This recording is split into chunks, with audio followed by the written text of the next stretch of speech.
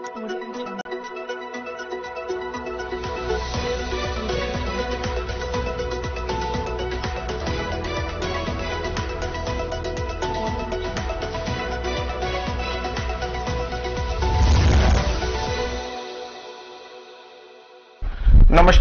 मैं प्रवीण पंडित। आज हम हिंदी पखवाड़े पर, हिंदी विषय पर चर्चा के लिए यहाँ उपस्थित हुए स्टूडियो में, और मेरे साथ हैं आज वरिष्ठ साहित्यकार अलवर के श्री रामचरण राग, जो शिक्षा से सेवानिवृत्त हुए हैं। आज हम कुछ उनके विचार जानेंगे हिंदी के विषय में, जो वर्तमान में हिंदी की दशा है। तो मैं सबसे पहला यही आपसे प्रश्न करूंगा कि आज हम हिंदी जो हमारी मातृभाषा के रूप में हम जैसे स्वीकार करते हैं, कानून कोई अलग बात रखता हो, वो एक अलग विषय है, लेकिन हमारा मन कहता है कि हिंदी हमारी मातृभाषा है। तो उसको हम सही मुकाम तक पहुंचाने के लिए अपनी तरफ से किस तरह के प्रयास करें कि ये हिंदी दिवस जो 14 सितंबर को आता है, और हमें इसको पखवाड़े की तरह मनाते हैं 14 सितंबर से लेकर 28 सितंबर तक जो आज चल रहा है।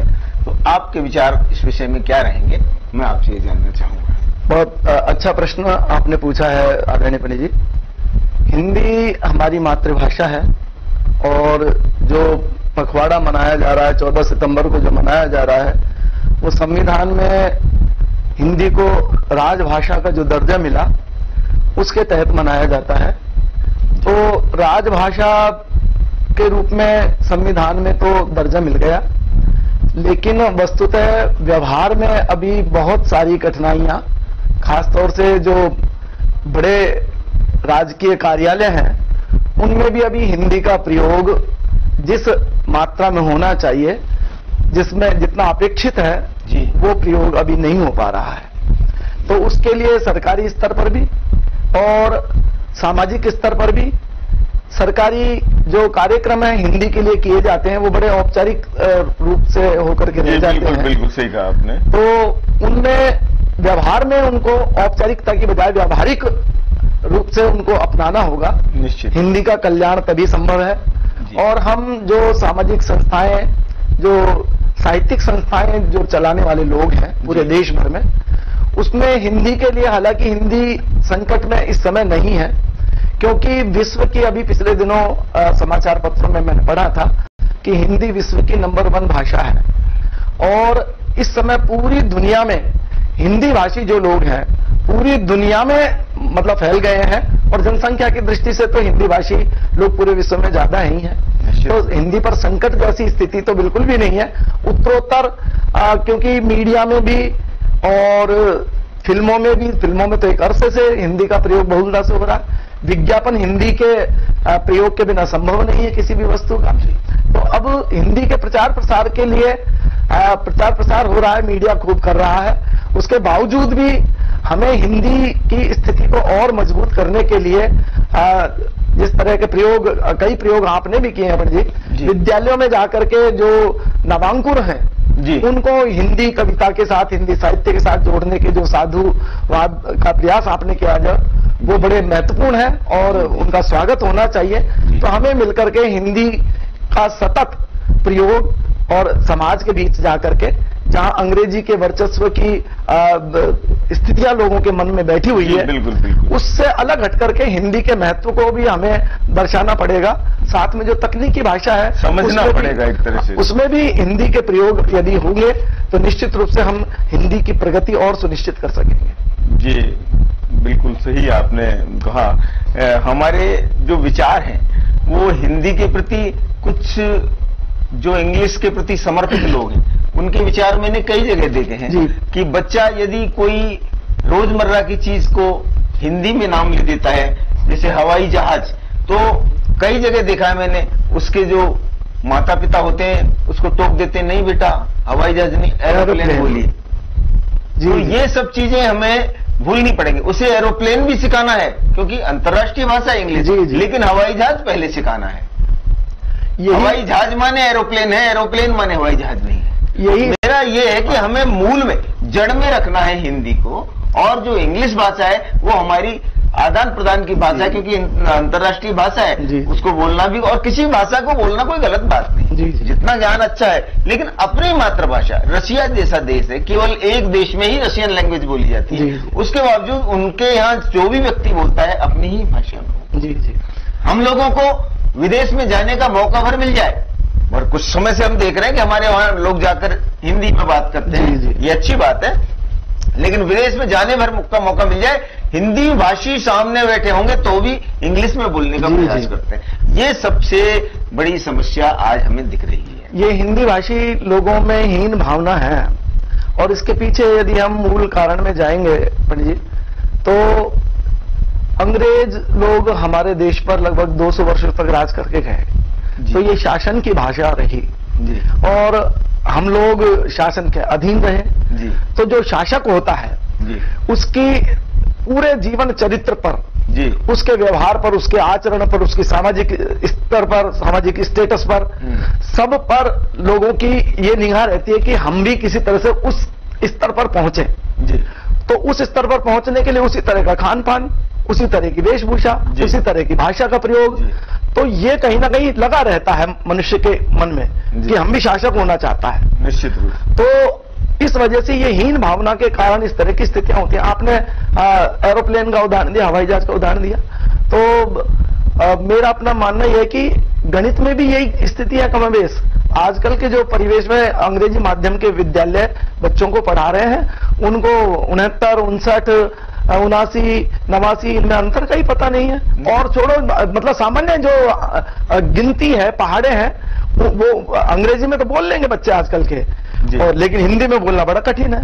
और मेरा अपना मानना यह है कि जो राष्ट्र, जो जातियां, जो कौम अपनी भाषा को, अपनी संस्कृति को भूल जाती है, वो नष्ट प्राय हो जाती हैं। इसलिए अपनी भाषा के प्रति आग्रहशीलता के साथ में हमें काम करना चाहिए, और गर्व के साथ में उसकी स्वीकृति, न केवल स्वीकृति बल्कि उसके व्यवहारिक पक्ष में भी हमें पुरजोर तरीके से उसको काम में लेना चाहिए, गर्व के साथ में। और हमारे हिंदी के जो आधुनिक हिंदी के जो जनक हुए भारतेंदु हरिश्चंद्र, उन्होंने तो सब उन्नतियों का मूल अपनी भाषा को कहा है। निज भाषा उन्नति अहे, सब उन्नति को मूल, बिन निज भाषा ज्ञान के मिटत नहीं है को सूल। तो अपनी भाषा को कभी नहीं छोड़ना चाहिए, अपनी जड़ों को कभी नहीं छोड़ना चाहिए, अपनी संस्कृति को कभी नहीं छोड़ना चाहिए। तो ये मेरी दृढ़ मान्यता है। तो भाषा के संदर्भ में यही है कि आग्रह के साथ में, अपनी भाषा के साथ, अपनी जड़ों के साथ, जो आदमी जड़ों से कट जाता है वो उसका नष्ट होना पोषण ही संभव नहीं है, उसका नष्ट होना अवश्यंभावी है। मैं चाहता हूं आप इस समय कुछ कोई कविता या कोई जो आपको मन में अच्छा लगे हिंदी विषय में कोई सुनाएं। यद्यपि आप तो हिंदी के बड़े कवि हैं, हिंदी में ही सुनाएंगे, मैं ये तो कह सकता हूं। जो भी आपको अच्छा लगे एक रचना आप प्रस्तुत। जो आदमी अपनी भाषा, अपनी संस्कृति से जुड़ा रहता है पंडित जी, उसमें एक मूल, उसके स्वभाव में एक मूल तत्व आ जाता है स्वाभिमान का। और मैं स्वाभिमान को सर्वोपरि मानता हूं। जिस आदमी के जीवन में स्वभाव में स्वाभिमान नहीं है वो मृत प्राय है। स्वाभिमान के साथ किसी भी कीमत पर समझौता नहीं करना चाहिए। तो मैं स्वाभिमान को सर्वोपरि मानता हूं। एक गीत मुझे स्वाभिमान का इस अवसर पर याद आ रहा है, जो मेरे स्वभाव का भी हिस्सा है, मैं ये मानता हूं। जी, स्वागत। स्वाभिमान की पूंजी अपने पास है, स्वाभिमान की पूंजी अपने पास है, इसीलिए व्यक्तित्व हमारा खास है। वाह, स्वाभिमान की पूंजी अपने पास है, इसीलिए व्यक्तित्व हमारा खास है। कभी किसी का मर्म न आहत हो पाए, कभी किसी का मर्म न आहत हो पाए, हरदम दिल में जिंदा ये एहसास है। क्या बात है। ये भी जानता हूं जी कि किसी का मर्म आहत नहीं होना चाहिए, लेकिन पहली चीज क्या है? स्वाभिमान। स्वाभिमान की पूंजी अपने पास है, इसीलिए व्यक्तित्व हमारा खास है। धन का, पद का चाहे जो प्रस्ताव रहा, धन का, पद का चाहे जो प्रस्ताव रहा, नहीं गलत समझौतों का स्वभाव रहा। धन का, पद का चाहे जो प्रस्ताव रहा, नहीं गलत समझौतों का स्वभाव रहा। किंचित मार्ग दिया ना मन में लालच को, किंचित मात्र दिया ना मन में लालच को, जीवन में यूं चाहे खूब अभाव रहा। क्या बात है, क्या बात। सुमन पथों पर चलना रास नहीं आया, सुमन पथों पर चलना रास नहीं आया, कंटक पथ का पांवों को अभ्यास है, इसीलिए व्यक्तित्व हमारा खास है। बहुत अच्छे, बहुत अच्छे, बहुत। सहज सरल हूँ, छल से दूरी रखता हूँ, सहज सरल हूँ, सहज सरल हूँ, छल से दूरी रखता हूँ, पर कपटी लोगों को खूब परखता हूँ। क्या बात है। पर कपटी लोगों को खूब परखता हूँ, हर नेकी को डाला करता दरिया में, नेकी कर दरिया में डाल। बहुत बढ़िया। हर नेकी को डाला करता दरिया में, अपनी कमियां अपने आप नहीं रखता हूँ, अपनी कमियां अपने आप नहीं रखता हूँ, आर पार हूँ जैसा हूँ सबके आगे, आर पार हूँ जैसा हूँ सबके आगे, इसीलिए तो अपने पर विश्वास है, स्वाभिमान की पूंजी अपने पास है, इसीलिए व्यक्तित्व हमारा खास है। कभी नहीं अभिनय का कौशल आ पाया, कभी नहीं अभिनय का कौशल आ पाया, कभी झूठ से नहीं किसी को भरमाया, कभी झूठ से नहीं किसी को भरमाया, दूर रहा हूं नफरत के आलापों से, प्रेम गीत ही गाया मैंने जब गाया, प्रेम गीत ही गाया मैंने जब गाया, कभी नहीं कृत्रिमता से श्रृंगार किया, कभी नहीं कृत्रिमता से श्रृंगार किया, रही सादगी जीवन का विन्यास है, इसीलिए व्यक्तित्व हमारा खास है, स्वाभिमान की पूंजी अपने पास है, और रखी दूरियां काले मन गद्दारों से, रखी दूरियां काले मन गद्दारों से, मैंने नाता जोड़ा बस खुददारों से, क्या बात है, मैंने नाता जोड़ा बस खुददारों से, निर्मल मन हूं सेवा पथ का राही हूं, निर्मल मन हूं सेवा पथ का राही हूं, रही मोहब्बत मुझको तो लाचारों से, रही मोहब्बत मुझको तो लाचारों से, मैं धरती पर पांव रोप कर चलता हूं, मैं धरती पर पांव रोप कर चलता हूं, इसीलिए तो बाहों में आकाश है, इसीलिए व्यक्तित्व हमारा खास है, इसीलिए व्यक्तित्व हमारा खास है। अंतिम स्पर्श गीत का, तिक्त रहा है जीवन अनुभव कुछ ऐसा, तिक्त रहा है जीवन अनुभव कुछ ऐसा, ज्यादातर लोगों का ईश्वर है पैसा, वार पीठ पर करने वाले अपने भी क्या बतलाऊं प्रेम जताते हैं कैसा, वार पीठ पर करने वाले अपने भी क्या बतलाऊं प्रेम जताते हैं कैसा, कुछ तो असली चेहरे बड़े घिनौने हैं, कुछ तो असली चेहरे बड़े घिनौने हैं, कदम कदम पर मिलता बस संतरास है, इसीलिए व्यक्तित्व हमारा खास है, स्वाभिमान की पूंजी अपने पास है, इसीलिए व्यक्तित्व हमारा खास है। बहुत बहुत धन्यवाद पंडित जी अच्छे गीत के लिए। और मैं इस अवसर पर एक दो सवाल मेरे भी मन में है, मैं आपसे जानना चाहता हूं कि हिंदी जो हमारी भाषा है, इसमें इस समय जो देश में समाज में हिंदी को लेकर के जो लोगों की मानसिकता है, उसका क्या हम किस तरह से उसको देखें, किस तरह से उसका मूल्यांकन करें और किस तरह से उसमें बदलाव की अपेक्षा करें? देखिए, आपने जो अपने सवाल के जवाब में जो बात कही थी जी, इसे स्वाभिमान का विषय हम जब तक नहीं मानेंगे अपनी भाषा को, क्या बात है, तब तक इसमें बदलाव संभव ही। बहुत अच्छा, बहुत अच्छा। मैंने ऐसा उदाहरण देखा है जी, हमने एक बच्ची को बोला, उनके एक बेटा था, मैंने आप स्कूल में भर्ती कराइए, हिंदी मीडियम बहुत अच्छे स्कूल है यहाँ। अरे कैसी बात कर रहे हैं, मेरे एक ही तो बच्चा है, सब क्या कहेंगे कि एक ही बच्चा है, इसको भी हिंदी मीडियम में। क्या बात है, मतलब कहां तक हमारी मानसिकता पराजित हो चुकी है। इस मानसिकता से दूर भागना पड़ेगा। आप उस समय बेइज्जत नहीं होते जब आपका बच्चा सब्जी मंडी में सब्जी लेने जाता है और उससे फल विक्रेता 54 रुपए मांग लेता है, तो इधर उधर देखने लगता है कि मैं क्या करूं। क्या बात है, तब वहां पर हिंदी भाषी बच्चा ही आकर बताता है भैया 54 रुपए मांग रहे हैं, उसको 54 भी पता है, उसको 54 भी पता है। तो जब तक आप इस बात को नहीं समझेंगे तब तक हिंदी जिंदा है। मानसिकता पंडित जी, इस तरह की जो मानसिकता का क्या कारण है? कारण क्या है, हम लोग अंधी दौड़ में पड़ गए। हम ये समझते हैं कि शहरों की चकाचौंध में जो थोड़ा गटर पिटर इंग्लिश बोल रहे हैं, आप क्या समझते हो 100% सही बोल रहे हैं? नहीं, 100% सही वो नहीं बोलते हैं। वो काम चलाओ इंग्लिश उन्होंने सीख ली है। कारण क्या है कि हमारे यहाँ मल्टीनेशनल कंपनी आती है, फॉरेनर्स आते हैं, उनसे बातचीत के लिए बोल लेना कोई बुरी बात नहीं, बहुत अच्छी बात है। विदेश में जाओगे आप मूर्ख बनोगे, आपको वहां भी, लेकिन कोशिश ये करो कि वो आपकी भाषा सीखें। मैंने देखा है कि जल महलों में डीग में अंग्रेज आते थे तो हिंदी बोलते थे। क्या बात, तो हमारे लिए स्वाभिमान का विषय, वो हमारी भाषा को अपना। अमेरिका में बहुत सारे लोग हमारी हिंदी भाषा को अपना रहे हैं, लेकिन हम अपनी भाषा को भूल रहे हैं। इसका जो विकास होना चाहिए वो जड़ से होना चाहिए, यानी कि घर से होना चाहिए, स्कूल से नहीं। स्कूलों में मानसिकता बदल गई है। एक शेर मुझे याद आ रहा है जी, मेहर सनी साहब का एक शेर है न छुपते हैं न छुपकर बोलते हैं, हम आईना है मुंह पर बोलते हैं।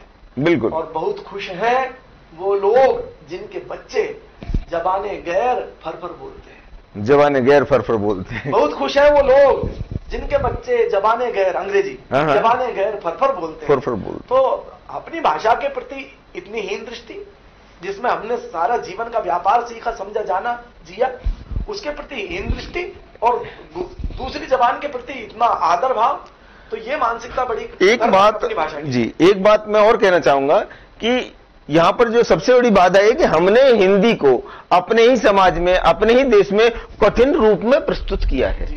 जबकि विद्वत जन ये कहते आए हैं कि किसी भी बात को सरल भाषा में कहना बड़ा कठिन काम है, और कठिन भाषा में कहना बहुत सरल है, क्योंकि उसके रुआब से ही उसका रौब बन जाएगा। अगर आपने कोई गहरी बात सरल शब्दों में कही, बड़े अच्छे से, छोटे से लेकर बड़े तक सबको समझ में आएगी। तो हमें हाँ, सरलता के प्रभाव को, हिंदी की जो सरलता है, सरल शब्दों का ज्यादा से ज्यादा बोलचाल में हमें प्रयोग करना चाहिए, और लेखन में, साहित्य में, जो लिखित और छपने वाला मुद्रण के लिए जो साहित्य जाता है, उसमें हम चाहे जितने कठिन शब्दों को प्रयोग करें, क्योंकि हिंदी के लिए हमारे विषय हैं, बहुत सारी पुस्तकें लिखी जाती हैं, कविताएं लिखी जाती हैं, वहां पर कठिन शब्दों का प्रयोग करें। हम आमजन को तो सरल भाषा में ही, सरल भाषा में बोलना चाहिए कि एक एक व्यक्ति उसे समझ सके। भाषा का जो मुख्य उद्देश्य है पंडित जी, वो अपने विचारों का, अपने भावों का संप्रेषण तो है।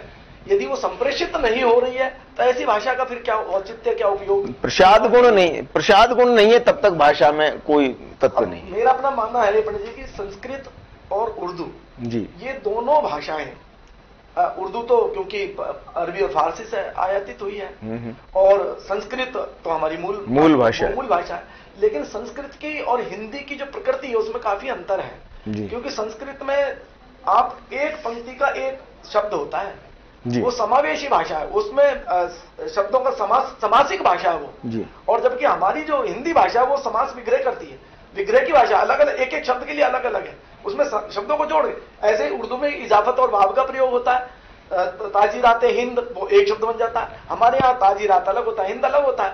तो ये बड़ा अंतर है। इसलिए हिंदी की जो गुण आप बता रहे थे वो इस वजह से भी उसमें है, क्योंकि वो सरलता में बट जाती है, टुकड़ों में बट जाती है, समझ में, सहज संप्रेषणीय और समझ में आने वाली। निश्चित रूप से तो इस अवसर पर आपसे भी निवेदन करूंगा, एक हिंदी का गीत आप भी इस अवसर पर हमारे श्रोताओं को सुनाएंगे तो आनंद आ जाएगा। और तरन्नुम, देखिए तरन्नुम में ही सुनाऊंगा मैं आपको एक हिंदी का, जो मेरे बहुत में प्रचलित गीत है, उसको हिंदी का जब भी कोई कार्यक्रम होता है, हिंदी दिवस का या कहीं भी, मेरा मन का है वो, चाहे कोई हिंदी विषय से संबंधित हो या ना हो, लेकिन मैं उसे पढ़ता हूँ। बहुत छोटी सी एक रचना है, बहुत, जिसे आप गजल कहते हैं, मैं उसे गीतिका कह देता हूँ कई बार क्या अक्सर ही कहता हूँ। तो बहुत छोटी सी उसकी संरचना है, युग्म उसके बहुत छोटे छोटे हैं। ये तो दिल को कहते हैं, आपको पता है मेरा, हाँ, ये हिंदी ये घट हिंदी, भाव नदी तो तट हिंदी, ये हिंदी ये घट हिंदी, भाव नदी तो तट हिंदी, ये हिंदी ये घट हिंदी, सुख दुख कहने को आती, सुख दुख कहने को आती, सुख दुख कहने को आती, अधरों पर झटपट हिंदी, ये हिंदी ये घट हिंदी, भाव नदी तो तट हिंदी, ये हिंदी ये घट हिंदी। और देखें कि साधु जनों की भाषा में, साधु जनों की भाषा में, साधु जनों की भाषा में रमती त्याग कपट हिंदी, ये हिंदी ये घट हिंदी, भाव नदी तो तट हिंदी,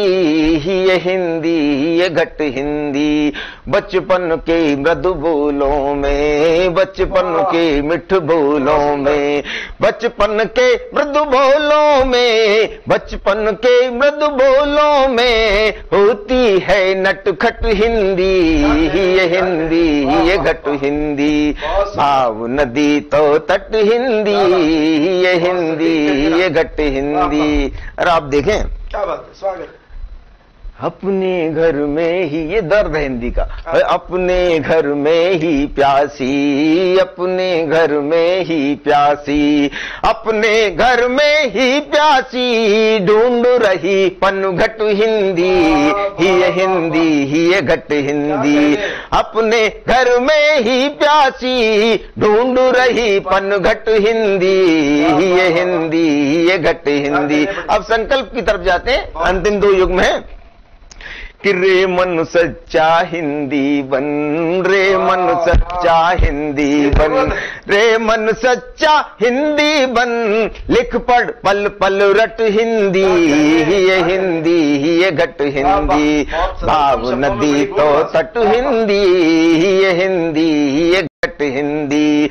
यदि ऐसा संकल्प लिया, यदि ऐसा संकल्प लिया, यदि ऐसा संकल्प लिया, दौड़ेगी सरपट हिंदी, ये हिंदी। और हमारी हिंदी का गुण अंतिम बंद में हमारी भाव नदी तो तट हिंदी, ये हिंदी ये घट हिंदी। हमें इस तरह से कुछ सोचना पड़ेगा। जो मुझे याद था मैंने आपको सुनाया। मैं एक अपनी तरफ से छोटी सी एक रचना प्रस्तुत करता हूँ, क्योंकि हिंदी का दिवस है और क्योंकि हम साहित्य से, कविता साहित्य, काव्य साहित्य से जुड़े हुए हैं दोनों ही बंदे, तो निश्चित रूप से कुछ कविताएं भी सुनाई जाएंगी हिंदी भाषा में। तो नवीनतम गीत मैं सुनाता हूँ आपको। आपने अभी सरल भाषा की बात करी, तो वो सरल भाषा ये कि संकेतों के माध्यम से और सरलतम भाषा में कैसे। हाँ, हिंदी का एक शब्द है पीर, दर्द को बोलते, सब पूरे जानते, समझाने की कोई आवश्यकता नहीं। मैं वही एक गीत, बिल्कुल नवीनतम रचना है। स्वागत। कि पीर की पोटली अब जरा खोलिए, अंतर्मुखी न बने, अकेले आप कष्ट सह रहे हैं ऐसा न करें, समाज में रह रहे हो तो अपने दुखों को बांटिए। कि पीर की पोटली अब जरा खोलिए, पीर की पोटली अब जरा खोलिए, मत अकेले सहो बोलिए बोलिए, पीर की पोटली अब जरा खोलिए, मत अकेले सहो बोलिए बोलिए, पीर की पोटली। पहला बंद। स्वागत। स्वागत। चांद को देखिए भूल कर दाग को, चांद को देखिए भूल कर दाग को, और घातक समझिए न हर आग को, और घातक समझिए न हर आग को। प्रेम की चाह से प्रेम मिलता नहीं, प्रेम की चाह से प्रेम मिलता नहीं, मौन चातक के अनमोल अनुराग को, मौन चातक के अनमोल अनुराग को। ऐसे रिश्तों को हरगिज नहीं तोलिए, ऐसे रिश्तों को हरगिज नहीं तोलिए, मत अकेले सहो बोलिए बोलिए, पीर की पोटली।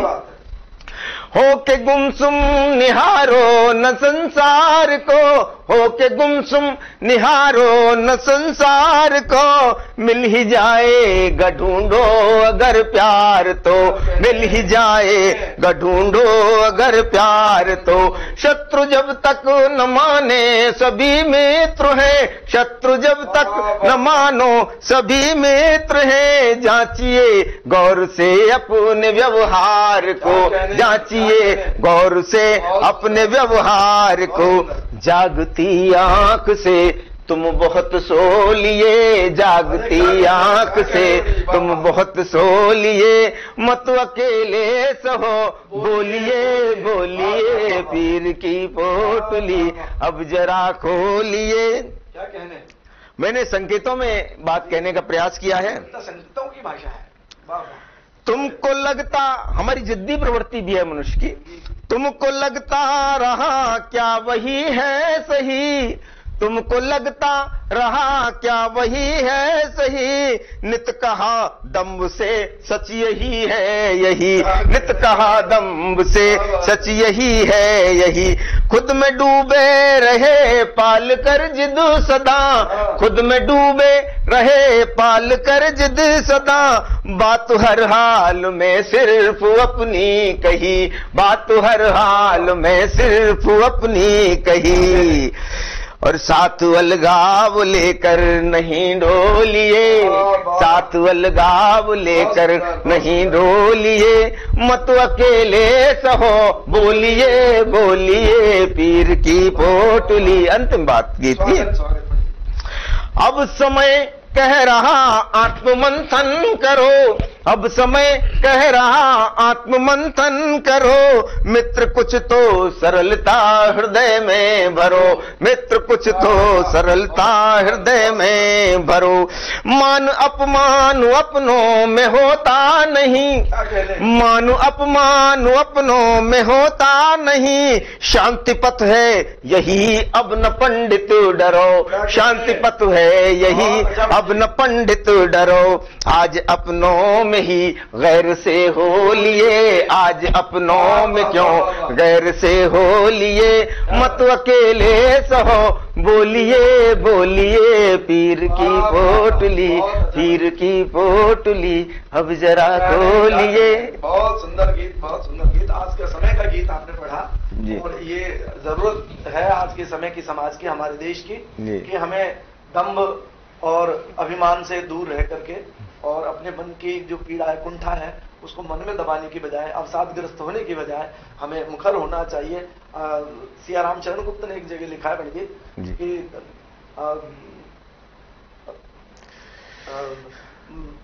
जब हम मन की कह देते हैं जी तो हमारा हृदय हल्का हो जाता है, सुख बढ़ जाता, दुख घट जाता, जब वह बढ़ जाता। तो इसलिए हमें सुख और दुख दोनों को बांटना चाहिए। जब हम दुख बांटते हैं तो दुख कम हो जाता है, जब हम सुख बांटते हैं तो सुख बढ़ जाता है। इसलिए हमें बांटने की प्रवृत्ति जीवन में अपनानी निश्चित रूप से, हमारी भाषा ही हमें सिखाती है। जी, मैं आपसे ये पूछना चाहूंगा, हम, आप तो शिक्षाविद रहे, अध्यापक रहे, निश्चित रूप से मेरा जहां तक मानना है, हम जब तक युवा पीढ़ी को, नवांकुरों को हिंदी विषय पर कार्य देकर पुरस्कृत करना प्रारंभ नहीं करेंगे, तब तक शायद उनके मन में ये जिज्ञासा, ये भाव पैदा नहीं होगा कि हमें हिंदी को बहुत सम्मान के साथ ग्रहण करना है और इसके आम जीवन में इसको हमें अपने ऊपर ढालना है। तो बहुत महत्वपूर्ण बात आपने कही है। जी हाँ, यदि विद्यालयी स्तर पर जी और क्षेत्रीय स्तर पर, जिला स्तर पर, राज्य स्तर पर जी, और बल्कि मैं कहूं कि राष्ट्रीय स्तर पर भी जी, यदि हिंदी विषय को लेकर के जी, अलग अलग प्रतियोगिताएं, जिनमें समसामयिक विषयों पर भी हो सकता है, जी, हमारे जो इतिहास पुरुष हुए हैं, महापुरुष हुए हैं, उनके जीवन संदर्भों को लेकर के भी हो सकता है, हमारे साहित्यकारों को लेकर के भी हो सकता है, वैज्ञानिकों को लेकर के भी हो सकता है, इन विषयों पर केंद्रित हिंदी पर वाद विवाद प्रतियोगिता, भाषण प्रतियोगिता, निबंध प्रतियोगिता, इस तरह की प्रतियोगिताओं के आयोजन हो और सार्वजनिक रूप से यदि विद्यार्थियों को पुरस्कृत किया जाए, जी जी जी जी जी जी, निश्चित रूप से प्रोत्साहन मिलेगा, बच्चों को भी मिलेगा, न केवल प्रोत्साहन मिलेगा बल्कि उनकी अभिरुचि में भी विकास होगा, उनकी हिंदी के प्रति अभिरुचि भी विकसित होगी। तो ये बहुत महत्वपूर्ण कार्य है। इसको सरकारी स्तर पर हालांकि किया जाता है, लेकिन बड़ा औपचारिक रूप से किया जाता है। एक शेर विज्ञान रथ जी का मुझे याद आ रहा है, उन्होंने कहा है उसने खाक भलाई की, खाली रस्म अदाई की। बहुत बढ़िया। तो ये रस्म अदाई से हमें दूर होकर के बहुत प्रैक्टिकल, कुछ विद्यालयों में मेरा अनुभव रहा जाने का, और बहुत उच्च स्तरीय जो इंग्लिश मीडियम के विद्यालय, उनमें भी मैंने ऐसा अनुभव किया कि बड़ा अच्छा काम हिंदी को लेकर के, उनकी भाषण प्रतियोगिता, वाद विवाद प्रतियोगिताएं बड़ी उच्च स्तर की होती हैं। उससे क्या है कि विद्यार्थी जब प्रतियोगिता में जाएगा तो वो भाषा की या विषय की तैयारी करेगा। तैयारी कहां से करेगा? संदर्भित ग्रंथ ढूंढेगा। जब ग्रंथ ढूंढेगा तो उसकी अभिरुचि बढ़ेगी, ज्ञान का संवर्धन होगा। तो ये एक केवल प्रतियोगिता पुरस्कृत करने का मामला नहीं है, इससे हिंदी का इतना बड़ा मतलब संसार खड़ा होगा विद्यार्थी के मन में, नवांकुरों के मन में, कि वो हिंदी के संदर्भ ग्रंथों को ढूंढेंगे, प्रतियोगिता में भाग लेंगे तो उनकी ज्ञान की वृद्धि होगी। इस एक काम से, एक तीर से कई निशाने इसमें सधेंगे। तो ये बहुत महत्वपूर्ण। आपकी ये बात मैंने प्रयोगात्मक रूप से इसको महसूस किया है कि राष्ट्रीय कवि संगम एक संस्था है, आपको पता होगा, अपने राष्ट्र के प्रति समर्पित। तो कुछ दिन मेरे पास ये प्रभार रहा था कि मैं स्कूलों में कुछ ऐसा करूं जो हिंदी के प्रचार के लिए, तो उसमें काव्य की कविता की कार्यशाला करके एक प्रोग्राम चलाया था। तो जब हम कार्यक्रम की सूचना विद्यालय में देते थे तो बच्चे कई कई दिन पहले तैयारियां करते थे। और स्वाभाविक है। एक बार जाते समय जब हम उनका साक्षात्कार लेते थे तो उनका स्वरूप अलग होता था, लेकिन जिस दिन वो प्रतियोगिता होती थी उस दिन उनका स्वरूप अलग निकल कर आता था। उन्हें पुरस्कृत किया जाता था और बच्चों में ये पूछते थे कि सर अगली बार आप कब आएंगे। क्या बात है। तो ये जो अलवर जिले में कम से कम राष्ट्रीय कवि संगम ने कम से कम 100 विद्यालयों में ये कार्यक्रम किए थे। और हर प्रतिभागी को पुरस्कार देते थे। 3 प्रतिभागी तो हमारे मुख्य होते ही थे, उसके अलावा कोई भी ऐसा हीन भावना से ग्रसित नहीं होता था कि हम पुरस्कार से वंचित रह गए। तो ये आप ध्यान रखें कि जो प्रतियोगिता करा रहे हैं, के लिए काम कर रहे हो तो सबको प्रोत्साहन हाँ, चाहे एक कलम दो, कुछ भी दो, या आशीर्वाद भी दो मंच पे खड़े होके कि आपने बहुत अच्छा किया, बहुत अच्छा किया, और निखरो और निखरो और निखरो। तो ये मैं सबसे महत्वपूर्ण मानता हूं। आज हमारे स्टूडियो में आप आए, बहुत बहुत आपने हिंदी विषय पर, हिंदी के प्रचार प्रसार के लिए जो जो सूत्र बताए वो बहुत ही हमें अच्छे लगे। निश्चित रूप से उन सूत्रों को काम में लेने पड़ेंगे। नहीं, आप ना हमारे श्रोताओं के लिए तो बहुत महत्वपूर्ण बात है ये।